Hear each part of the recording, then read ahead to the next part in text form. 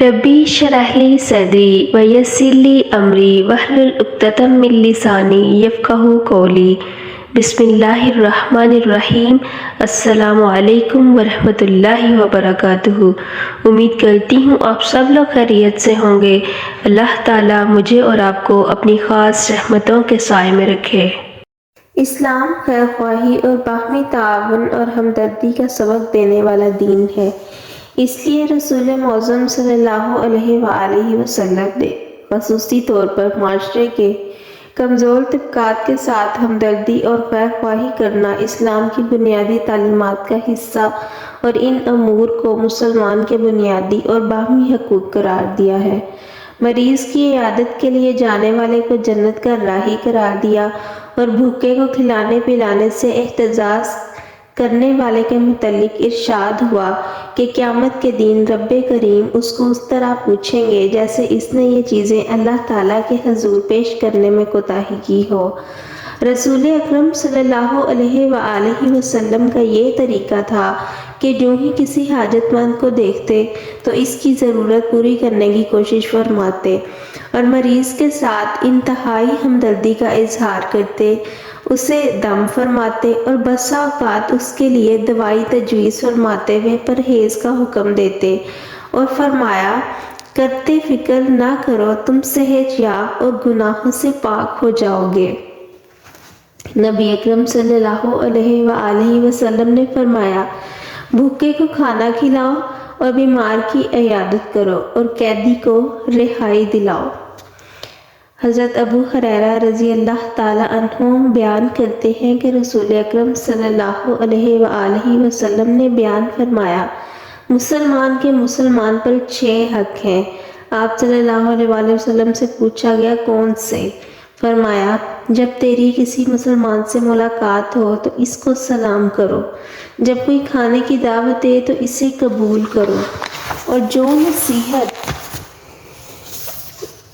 نصیحت و بھلائی یا خیر خواہی کرے تو اس کو قبول کرو۔ چھینک مارنے والا الحمدللہ کہے تو جواب پر یرحمک اللہ کہے، جب کوئی بیمار پڑے تو اس کی بیمار پرسی کرے اور جب کوئی وفات پا جائے تو اس کے جنازے میں شریک ہو۔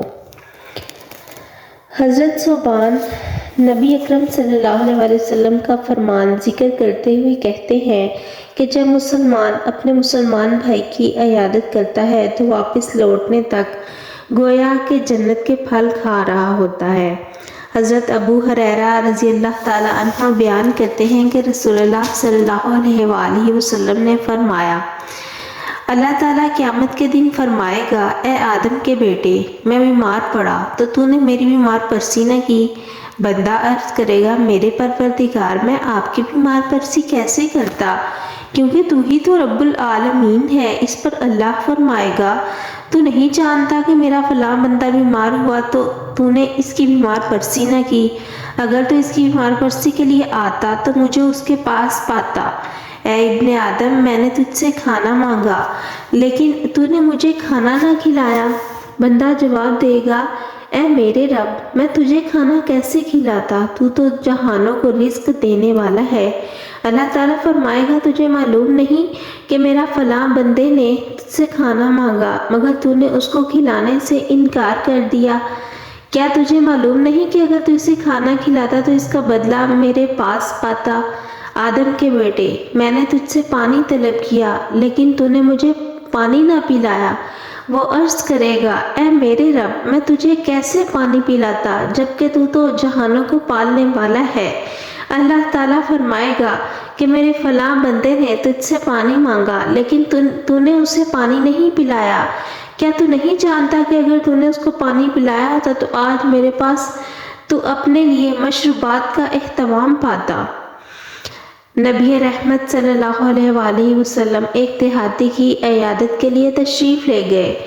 رسول کریم صلی اللہ علیہ وآلہ وسلم جب کسی کی عیادت کرتے تو یہ فرمایا کرتے تھے فکر نہ کریں اللہ کو منظور ہوا تو پاک ہو جائے گا۔ آپ صلی اللہ علیہ وآلہ وسلم نے یہی الفاظ کہے لیکن وہ کہنے لگا ہرگز نہیں، بوڑھا آدمی بخار سے تپ رہا ہے جو اسے قبر میں لے جائے گا۔ آپ صلی اللہ علیہ وسلم نے فرمایا ہاں ایسا ہی ہوگا۔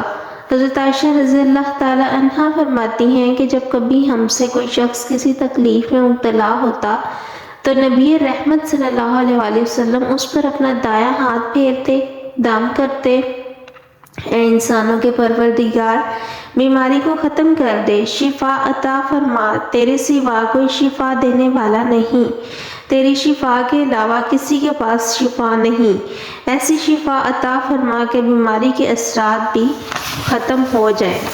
حضرت عائشہ رضی اللہ تعالی عنہا بیان فرماتی ہیں کہ جب کسی شخص کو کہیں درد، پھوڑا یا زخم ہوتا تو نبی کریم صلی اللہ علیہ وآلہ وسلم اس جگہ اپنی انگلی رکھتے اور یہ دعا مانگتے: اللہ کے نام کی برکت سے ہماری تھوک کے ساتھ ملی ہوئی ہماری زمین کی مٹی کے ذریعے ہمارے رب کے حکم سے ہمارے بیمار کو شفا نصیب ہو جائے۔ جب کبھی نبی رحمت صلی اللہ علیہ وآلہ وسلم بیمار پڑتے تو اپنے ہاتھوں پر پھونک کر اپنے یہ جو سورۃ اخلاص، سورۃ فلق، سورۃ ناس، یہ پھونک کر اپنے سارے جسم پر پھیرتے۔ حضرت عائشہ رضی اللہ تعالی عنہا نے بتایا کہ جب آپ مرض الوفات میں مبتلا ہوئے تو میں آپ کے ہاتھوں پر پھونکتی اور آپ کے ہاتھوں کو جسم پر پھیرتی۔ اور مسلم کی روایت ہے، بخاری مسلم کی، کہ آپ صلی اللہ علیہ وسلم کے گھر والوں میں سے کوئی بیمار ہو جاتا تو یہی سورۃ فلق، سورۃ اخلاص اور سورۃ ناس یہ پڑھ کر اس پر دم فرماتے۔ اور اسی طرح رسول اکرم صلی اللہ علیہ وسلم سے اپنے جسم میں درد کی شکایت کی عثمان بن ابی العاص نے، تو آپ صلی اللہ علیہ وسلم نے اس سے فرمایا اپنا ہاتھ درد والی جگہ پر رکھو اور 3 بار بسم اللہ اور 7 مرتبہ یہ پڑھو: اعوذ بعزت اللہ وقدرتہ من شر ما اجد واحاذر۔ اللہ تعالیٰ کی عزت اور قدرت کی برکت سے میں اس درد کی تکلیف اور اس کے مزید بڑھنے سے پناہ طلب کرتا ہوں۔ جب میں نے ایسا کیا تو اللہ تعالیٰ نے میرے درد کو رفع کر دیا۔ اور رسول اللہ صلی اللہ علیہ وسلم نے حضرت حسن اور حضرت حسین کو ان الفاظ سے دم کرتے: ہر شیطان، کیڑے مکوڑوں اور ہر تکلیف دینے والی آنکھ سے اللہ تعالیٰ کے پاک کلمات کی مدد سے اس کی پناہ میں دیتا ہوں۔ آپ صلی اللہ علیہ وسلم نے مزید فرمایا کہ تمہارا باپ ابراہیم علیہ السلام ان کلمات کے ذریعے حضرت اسماعیل علیہ السلام اور اسحاق علیہ السلام کو دم کیا کرتے تھے۔ اس طرح نبی کریم کا یہ ارشاد بیان کرتے ہیں کہ اللہ تعالیٰ جس شخص کے ساتھ بھلائی کا ارادہ کرتا ہے اس کو آزمائش میں مبتلا کر دیتا ہے۔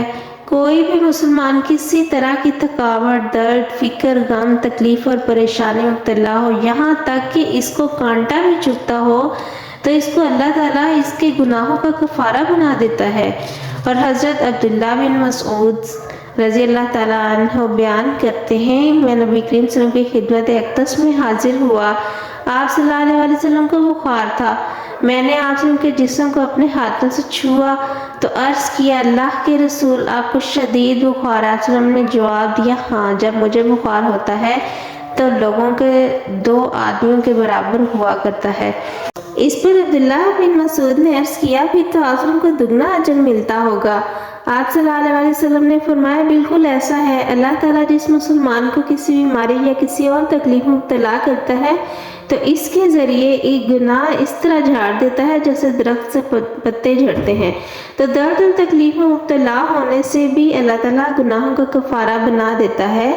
اللہ تعالیٰ ہم سب کے گناہوں کو معاف فرمائے اور اپنی رحمت کے سائے میں ہم سب کو رکھے۔ اگر کوئی تکلیف کسی پر آتی ہے تو وہ اس کے گناہوں کا کفارہ بن جاتا ہے۔